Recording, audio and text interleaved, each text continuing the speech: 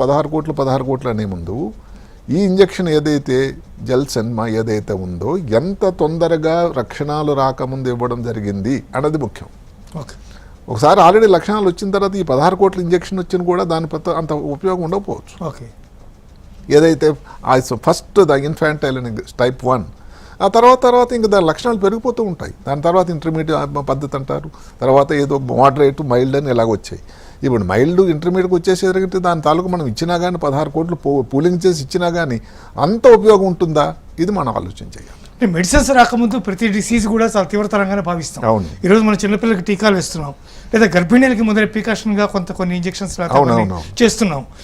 దాని ఇప్పుడు కలరా, మసూచి ఇట్లాంటివన్నీ ఒకప్పుడు వేల సంఖ్యలో ప్రజల్ని తినేసినటువంటి రోగాలు అవన్నీ. ఈరోజు అవన్నీ చాలా చిన్న చిన్న ఇష్యూస్గా మనం ట్రీట్ చేస్తున్నాం.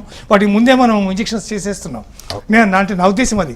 కాబట్టి అంటే కొన్నాటికి ఇది కూడా ఒక నార్మల్. తప్పకుండా సైన్స్ అన్నది నిరంతర ప్రవాహంలాగా ముందు పురోభివృద్ధి చెందుతూ ఉంది, అంతే కదండి. ఒకప్పుడు క్యాన్సర్ వ్యాధి లేదని ఇప్పుడు మాటకి ఎవరో కొంతమంది శాస్త్రజ్ఞుల ప్రకారం 2030 కల్లా అసలు మనిషికి నార్మల్ ఇబ్బందుల వల్ల అంటే వయసుతో వచ్చిన మార్పుల వల్ల మరణాలు లేవు అని, అది వినడానికి చాలా గొప్ప స్టేట్మెంట్ కూడా వాళ్ళు చెప్తారు. నానో రోబోస్ అని వచ్చాయండి. అంటే ఎక్కడైతే వ్యాధి క్యాన్సరే అనుకోండి, అక్కడికి నానో రోబో ఏది సింపుల్గా ఇంట్రావీనస్ ఇంజెక్షన్ ఇచ్చినట్టయితే అక్కడికి వెళ్ళి ఆ కణాలను ఛేదించి నార్మల్ కణాలకు ఏం లేక చేయకుండా వచ్చేస్తుంది. దాని అలాంటి టెక్నాలజీ పెరిగింది. కాబట్టి నేను అనుకోవడం పర్టికులర్గా ఇప్పుడు 2026 కింద 30 సంవత్సరాల క్రితం ఎంత తేడా అండి. భారతదేశం కూడా చాలా పురోభివృద్ధి చెందింది, సైన్స్ చాలా పెరిగింది. మీరు చెప్పిన కోవిడ్ వ్యాక్సినే మన దేశమే కాకుండా మిగతా దేశాలకు మనం ఎంతో సహాయం చేసాం. అలా అది రాదు అని కాదు. అయితే ఏంటంటే సంఖ్యాపరమైనది ఒక ఆలోచన అయితే ప్రభుత్వం వారికి ఉంటుందని నేను అనుకుంటున్నా.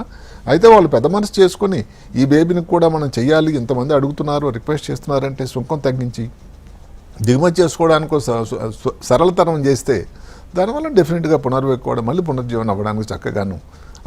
ఈ డిసీజ్ మామూలుగా మనం 34,000 మందికి ఇండియా మొత్తం మీద అంతే లెక్క ప్రకారం జెనెటిక్ గా దీని నుంచి తల్లిదండ్రుల నుంచి సంక్రమించేటటువంటి అవకాశం ఏమైనా ఉందా? అదే వాళ్ళలో ఉండే లోపాలు పిల్లలకి ఈ రకంగా అంటే దాన్ని ఎవరు ఎట్లా డయాగ్నోస్ చేయాలి అంటే మరి ఇది ఎక్కడ మొదలవుతుందంటే బేబీ ఎట్లా ఉందనే.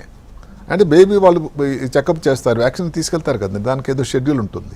ఆ వ్యాక్సిన్ తీసుకెళ్ళినప్పుడు ఇలా బేబీని పట్టుకోకుండా మెడెత్తిందా లేదా, 6 మాసాల పాప 6 మాసాల లోపల మెడెత్తాలి కదా. లేదు కాలు ఫ్లాబీగా అంటాం, అసలు లూజ్గా అసలు ఏం సంబంధం లేదు, కూర్చోలేకపోతుంది, నడుముకి అసలు సపోర్టే లేదు అంటే డౌట్ రావాలి. అప్పుడు తల్లిదండ్రులకు పరీక్ష చేసినట్టయితే ఏదైతే SMN1 ఈ